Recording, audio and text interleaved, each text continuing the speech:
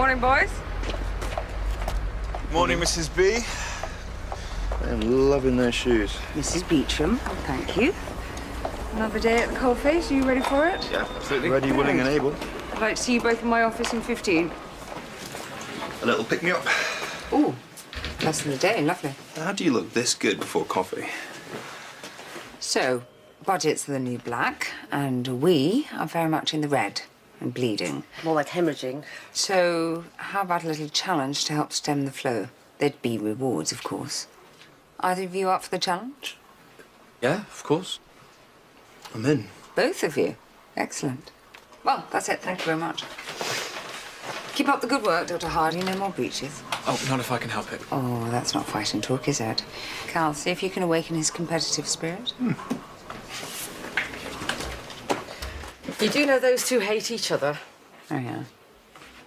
Tess, good to have you back. Thank you. Was there something else? Yes. Just between us. A former colleague, Andrea Somerton, is over from the US, foisting herself on CCU while she sets up the fellowship. And she's paying us a visit. Oh, undoubtedly. She'll punch him below stairs once she's finished brown-nosing Guy's self. I'll make sure she gets a very warm welcome. Forget the warmth. I want everyone on top of their game. At best, this department is world-class, and I want her to see that. Of course. Thank you. You've probably got lots to get on with, sir. Certainly is. I thought you were in Boston. I arrived a few days ago to sort out a fellowship. Oh. Elliot told me you were down here. I'd never have guessed. Oh, clinical lead. What can I say? So you're master of man flu? Queen of colds? Promise you, this is where the action happens. Of course. Jack of all trades. Shall I show you around my department? Please, can we have a coffee first? Oh, God. Yes, of course. You certainly get what you pay for. What? Unlike the overly expensive, underproductive system in the US. Socialized medicine doesn't work. No amount of sophistry or whining will change the fact. It's good to see you. Doctor? Doctor? There should be a joke about this. Dr. Knight, meet Andrea Somerton. She has just set up a centre for aortic disease in the US. A woman after my own heart. Sorry. So how do you, Mrs. Beauchamp, know each other? We worked together many years ago. Before Connie became so fond of hard work and elbow grease. Our Guy wants a word. He approved the fellowship, so I'd better play ball. Perhaps you could give me the ground tour later? Yeah, of course. Shout me lunch? Yeah. Bye. Stationary vehicle, airbag was deployed, so he's got bruising to his chest. Decreased breaths out to the right-hand side. BP's 108/72, pulse 120, rest 28, and sats are at 92%. Okay. Okay. All right, straight through to resus, please. Thank you. There you are. We're gonna have to skip lunch. What have you got? RTC, 2 casualties. You're welcome to watch the guys in action. Thank you. Right, Looks like a meat and potatoes case. That's the beauty of this place. You never know what comes to the door. Forrest Gump school of thought. Okay, everybody ready? 3, 2, 1. There we go. That's great. Thanks, guys. That's cheers. Oh, right, tenderness in the chest wall. Okay, decreased sound on the right side. Dullness to percussion. Here's tachypneic, rest with 30. Right, let's get the chest x-ray in, please. I'd like an ECG, FBC, T's and E's. We may need a chest drain. We call the lab. I'd like 4 units of Prosmax as soon as possible, please. What's she still hanging around for? Mrs. Beauchamp's friend. Oh, of course she is. All right, we have a pleural effusion of the right side. Small pneumothorax, cannibal metastases, and 2 fractured ribs. Could be a malignant effusion, could be a hemothorax from the chest trauma. Definitely needs draining. Could we have the chest drain set in, please? Lungs are seriously compromised. Can we see if we can find some old notes as well? Lung cancer has a nasty habit of metastasizing to the lung. I see you've been referred to Mrs. Williams. Have you scheduled an appointment? I'm sorry, I can't seem to find anything in here. I decided against it. So you went with a different oncologist? No. Right, well, I know your GP will have talked through your options, and although there is no cure at this stage, chemo and radiotherapy can control growth and relieve the symptoms. I've got other priorities right now. Sorry, Mr. French's wife's at reception. Are they left you? Would you bring her up to speed? I'm sure your wife would want to be part of this Excuse me? conversation. No, I'd rather my wife wasn't informed of my condition, thank you. Sorry, you saying she doesn't know about your diagnosis? No, and I'd like to keep it that way, thank you. You want me to lie? Lovely, thank you. Mr. French, I would strongly advise against... It's his decision. Andrea, please. Not all your patients need spoon-feeding, Connie. Mr. French, are you in any pain? Do you have any symptoms my team need to know about? I feel okay. Perfectly fine, thank you. Please, practice with people who lack wit.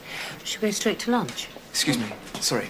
Ethan, meet Andrea Somerton. Ravenous cardiothoracic surgeon. What can I do for you? I have a child protection issue. Oh, cherry on the cake. Oh, sorry, I'm gonna have to take this. I know, duty calls. Carl? Yeah, got this. So, when will I stage my intervention now? Oh, it'll have to be dinner. Somewhere expensive. Oh, exorbitant. Right, Dr. Hardy. Yeah, I have a 9-month-old possible NAI with broken ribs and a bucket handle fracture of the femur. She's been with the same foster mother for the past 4 months. Does she offer any plausible explanation? No, not yet, but... No buts, Dr. Hardy. You can't ignore 3 broken ribs and a fractured femur and a 9-month-old. I take it you've spoken to the child protection registrar? Yes, I have. He's on his way. Sorry, did you say 3 broken ribs? Non-displaced fracture of the 2nd, 3rd and 8th rib. Right, this is a chest x-ray that I took earlier today when I was screening for sepsis with the 8th rib still intact. You sure this is her? I'm absolutely positive. Excuse me. Well, if both sets were taken today, then the 3rd fracture happened while she was here. Did you press on her chest? Yes, we had to hold her while we were performing a lumbar puncture. We could be looking at osteoimperfecta. But there were no clinical signs or features to indicate. They'll confirm the diagnosis once she gets upstairs. Just hold off on any further action, okay? To have a word with Mr. French. Sure. Let's hope she can talk some sense into him. Well, it's got to be his decision. Whatever happened to in sickness and in health? It got complicated. How are you feeling? Yeah, I've been better. Okay, I'm going to be brutally honest with you, Mr. French, because I've seen the way this could go. You could experience confusion, fatigue, extreme pain. The contents of your bowel could spill into your abdomen and cause mass infection. Your lung capacity reduced to the point of suffocation. What? If you refuse medical advice and medical intervention, you need to do so in the full knowledge of what's likely to happen. What kind of doctor are you? Kind that wants the best for her patients. Are you religious or something? As I said, Mr. French, palliative care can give you a better quality of life and ease the pain. If you have no care for yourself, think about your wife and what you're about to put her through. Go, please. Sorry. Does he have a history of heart problems? No, nothing like that. I thought it was his lungs. Shows that there are small tumour deposits in the myocardium and what looks like a pericardial effusion. Now, this could be either malignant or traumatic. Tumour? What tumour?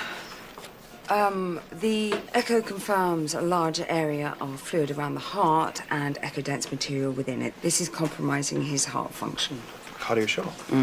His BP's falling and his pulse is becoming rapid and weak. We'll need to drain the effusion. A percutaneous drain would probably block, so he will need a pleuropericardial window to stop it reaccumulating.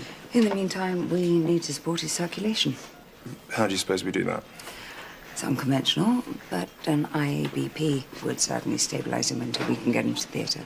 What, here in the ED? Done it dozens of times. Okay, you're the boss? Watch and learn, Cal. This is what my experience brings to the table. Mrs. Beauchamp, please.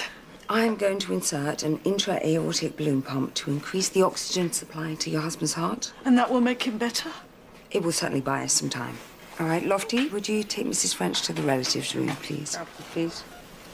First, we puncture the femoral artery. Sorry, Terry, you can feel a little bit of pressure here.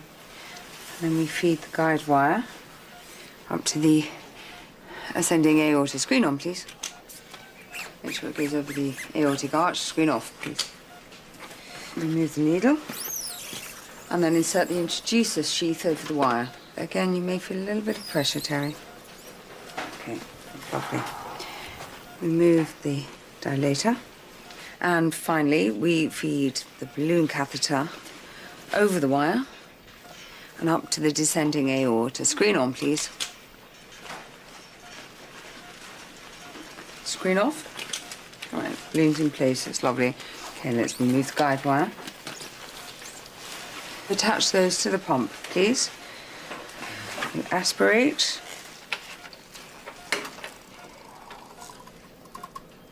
Screen on. Screen off. Perfect. All right, the balloon catheter is programmed to inflate and deflate in relation to the cardiac cycle, so it assists with every heartbeat. And he'll get a normal blood flow. We have just reversed the pathophysiology of a failing heart, so the results can be seen in a matter of beats, yes? All right, Terry, well done. The balloon's in place. I'm happy with that. Okay. Well, then I want you to send it to me as soon as you get it. Thank you. All yours. You sure? Your puppy dog's waiting for you out there. I hear you fitted an IABP in Rhesus today. Yes, I did. Was that for my benefit? Hardly. Andrea, this is the front line. My expertise saves lives. Oh, spare me. Neither of us became doctors to save lives. It was about power, ambition, making the right connection. And my being here makes an enormous difference to this department. So would a new coffee machine. True, yes. This isn't the right place for you, Connie. You're losing your edge. Going soft. You may prefer your patients anaesthetized. My point exactly. You never used to concern yourself with your patients or your precious team. Speaking of which, you better throw the schnauzer a bone. Miss Sergeant? She's all yours, Vida. She'd better be good, Dr. Knight. I just thought you and Andrea would like to join us over the road. Celebrate another first for the ED since you stepped up. It's been a real inspiration working under you today, and I just... Dr. Knight, what happened? You said you'd come back and see me. Is this your patient? I'm getting married in 2 weeks. Dr. Hardy, what do you see? Don't be shy. Periorbital hematoma and edema. Causes? Base of skull and orbital floor fractures. Cubicles, please.